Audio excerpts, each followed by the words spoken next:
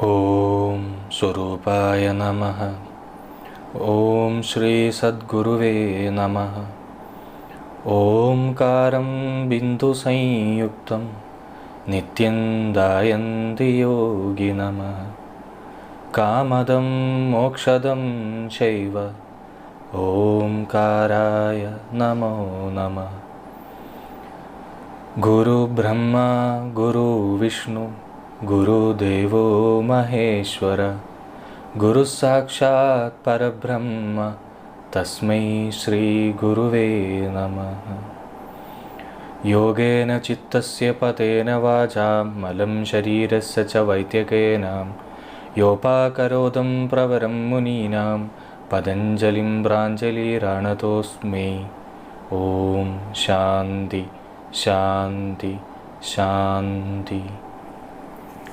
नमस्ते। पातंजल योग सूत्रम का एक तीसरा पाठ है आज हम कर रहे।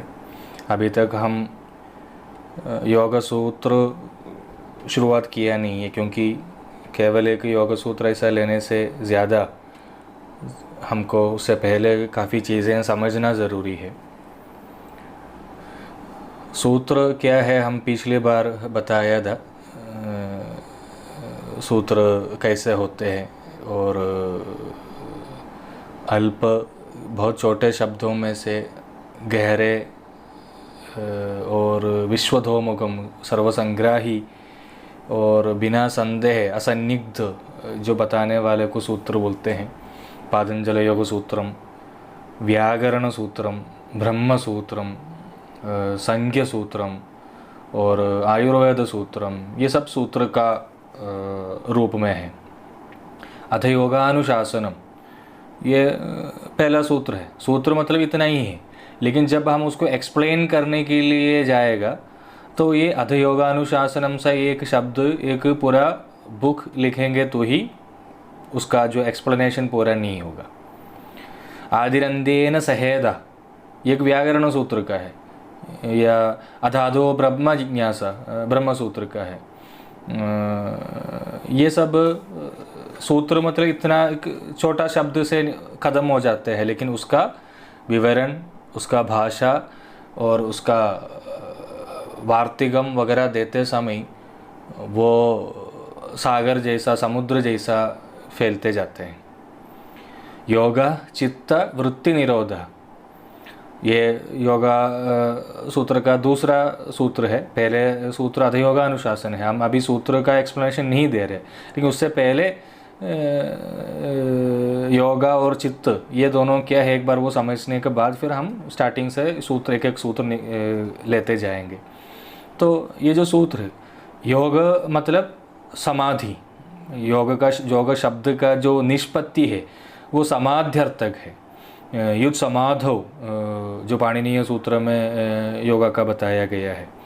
चित्तम अंधकरणम, बुद्धि, मनस और अहंकार, ये सब चित्त का एक प्रकृति परिणाम है।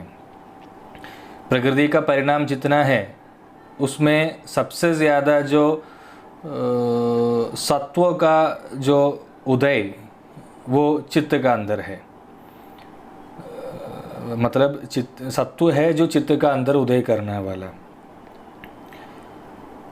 उसमें सत्व रजस तमस का आधिक्य के कारण या उसका प्रेडोमिनेंट के हिसाब से तीन प्रकार का होते हैं। वो प्रख्या, प्रवृत्ति और स्थिति, ये है चित्त का तीन शील बताते हैं। ये सत्व रजस और तमस का प्रधान वो इस तरह का तीन शील चित्त को है। प्रख्याशीलम, प्रवृत्तिशीलम और स्थितिशीलम। प्रख्या का मतलब किसी एक सब्जेक्ट का जुड़े हुए जानकारी है, नॉलेज अबाउट एनी सब्जेक्ट, उसको प्रख्या बोलते हैं। आप जो कुछ सुनेंगे या आप जो कुछ समझेंगे वो सारा प्रख्याशील का कारण है। आप को जो जानकारी मिल रही है या आप जो चीज़ को समझ आ रहे वो वस्तु को नहीं है, वो वस्तु से जुड़े हुए अपने आप को है। हमें वो वस्तु से हमें वो सब्जेक्ट से जुड़े हुए रिफ्लेक्शन है हम जो ज्ञानी, मतलब we are not knowing the subject actually exactly the relationship with the subject. What is the relationship with the subject that we are knowing, मतलब हम हमको ही जान रहे हैं वो वस्तु के साथ। और यही सबसे ज़्यादा ये विश्व का गुण भी है, ये सबसे ज़्यादा दोष भी है विश्व का है। चित्त का ये प्रख्याशील का कारण, जो चीज़ मैंने कभी देखा ही नहीं है उसके बारे में सुनेंगे तो मुझे उसके बारे में ज्ञान मिल रहा है, ज्ञान आ रहा है। जो चीज़ मैंने सुना नहीं उसके बारे में सुनेंगे तो भी मुझे उसके बारे में ज्ञान निक्षिप्त हो रहा है। जो चीज़ मैं सोचा ही नहीं है उसके बारे में मैं किसी से सुनेंगे तो भी मुझे उस चीज़ का ऊपर नॉलेज आ रहा है। इतना भी नहीं कि केवल नॉलेज आ रहा है, वो प्रवृत्ति में, वो एक्शन में या वो प्रवृत्ति करने के लिए शुरू करेगा। आप एक कुछ चीज़ देख के आया और मैंने वो चीज़ देखा ही नहीं है, तो भी जो देख के आया आपसे, जो मैंने कभी देखा ही नहीं है और आपने मुझे आके बोला है कि मैंने ऐसा कुछ चीज़ वहाँ देख के आया, तो मैंने आपके साथ मैं बहस करूँगा तो आप मुझे बताएंगे नहीं मैंने तो देख के आया है, मैं वहीं से आ रहा हूँ, तो मेरे से कैसे बहस कर सकते हैं आप ऐसा कुछ बोलने से कोई मतलब ही नहीं है, क्योंकि वहाँ पे मेरा अंदर जो ज्ञान आया है वो ज्ञान आपका शब्दों से ही मुझे मिला है। वो शब्दों से मिला हुआ वो ज्ञान आपका अनुभव से भी ज़्यादा इम्पोर्टेंट है मेरे लिए और मेरा चित्त के लिए। और सबसे ज़्यादा आजकल का गड़बड़ भी इसी कारण होते हैं। और ये शांत करने के हिसाब से किसी भी प्रकार का कोई सॉल्यूशन आज का मॉडर्न एजुकेशन सिस्टम में है नहीं है। मीडिया में आप शाम को बैठेंगे, अलग अलग तरह का डिबेट जो हो रहा है वो सारा अलग अलग लोगों का प्रख्याशील है, फैक्ट नहीं है, वस्तुता नहीं है। डेमोक्रेसी में हमको अक्सर अलग अलग मंत्री लोगों का प्रख्याशील देखने को मिलते हैं और वही चर्चा करते रहते हैं हम। सबसे ज़्यादा एजुकेटेड लोगों में भी ये प्रख्याशील आपको अक्सर देखने को मिलेगा। ये प्रख्याशील जो विकल हो जाते हैं, तो आज आप जितना सारा जो विश्व में दुनिया में जो प्रॉब्लम दिखाई दे रही है, सारा ये जो विकल प्रख्याशील के कारण है। चित्त का एक गुण है प्रख्याशील। एक्चुअल फैक्ट जो वस्तुता है वो शायद इससे कोई संबंध नहीं होगा, या तो शायद संबंध हो भी सकते हैं। अगर उसे आपका प्रख्याशील और एक्चुअल फैक्ट से कभी मिले जुले हुए हैं तो आज के आज आप बाबा बन जाएगा। आप लोग जनता आपको बाबा बना देंगे। बचपन में जब पिता एक शब्द बोलेंगे तो बचपन में जो बच्चा या बेटा जो कार्टून वगैरह देख के उसका जो चित्त में ये जो कार्टून का स्मरण निक्षिप्त हो रहे वहाँ पे सेव है, वो चित्त का अंदर घुसे हुए सारा कैरेक्टर्स और वहाँ का उसका सारा सब्जेक्ट को रखकर बेटा पिता जो शब्द बोल रहे उसको ये कार्टून का जुड़े हुए देख के उनका अंदर निक्षिप्त हुआ वो चित्त को रखकर वो उनका पिता से बहस करेंगे। और उस कंडीशन में पिता वो बेटा को मारने से, डांटने से या उनको भगाने से वहाँ पे कोई सॉल्यूशन होगा नहीं, क्योंकि वो बेटा का प्रख्याशील है वहाँ पे जागृत हो रहे। और वो प्रख्याशील में कितना तक रजस है या कितना तक तमोगुण है या कितना तक सत्व गुण है, उसी का अनुसार वहाँ पे वो प्रख्याशील जागृत करते रहेंगे।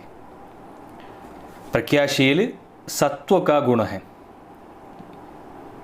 जब वो प्रवृत्ति में आएंगे, वो एक्शन में आएंगे, तो वहाँ पे उसका कारण रजस है।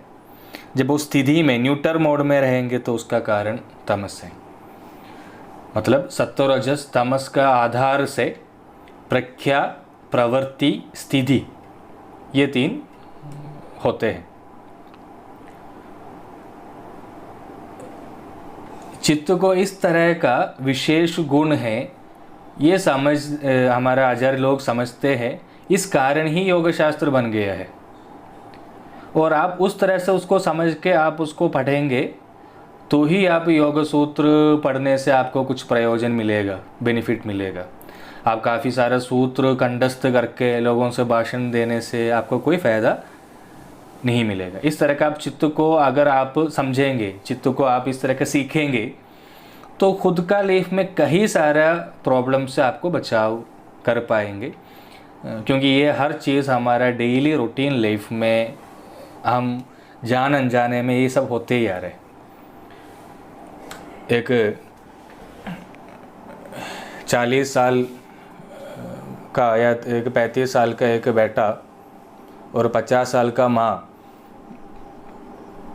और शादी हुआ बेटा का, शादी होकर 5 साल हो गया, तो पिछले 35 साल से इनको पाल पोस कर रही है, माँ पाल पोस कर रहे, शादी होकर 5 साल हो गया।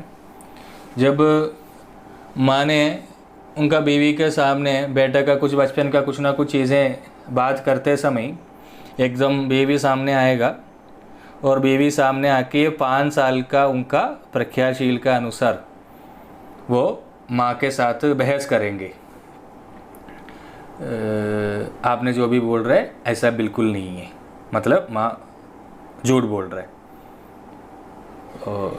मतलब जो भी आपका बेटे को बारे में जो आप जानते हैं उससे कई गुना मैं जानता हूँ, इस तरह का एक बात वो करेंगे।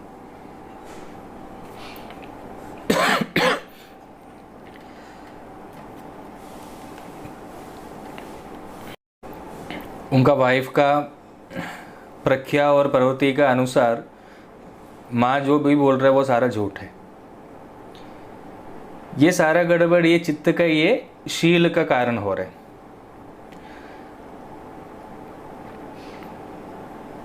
ये सब ना जानते हुए हम लोगों के साथ बहस करते रहेंगे, लोगों के साथ आर्ग्यूमेंट करते रहेंगे, रोते रहेंगे।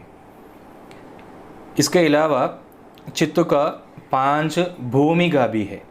भूमिका वो ये है, क्षिप्तम, मूढ़म, विक्षिप्तम और एकाग्रम, निरोधम। ये है चित्त का 5 भूमिका। वो भूमिका का अनुसार भी चित्त का कहीं इस तरह का चेंजेस आएगा। वो क्या क्या है वो हम नेक्स्ट एक पार्ट में चित्त का भूमिका भी और बाकी चित्त का जो विशेष भी हम बता देंगे। तो चित्त क्या है एक्चुअली आपको वो समझ आएगा। उसके बाद हम योगा सूत्र में एंटर करेंगे। आप लोग सुनकर अगर आपको समझ आ रहा है तो आप मैसेज करके बता दीजिएगा आपको समझ आ रहा है। धन्यवाद।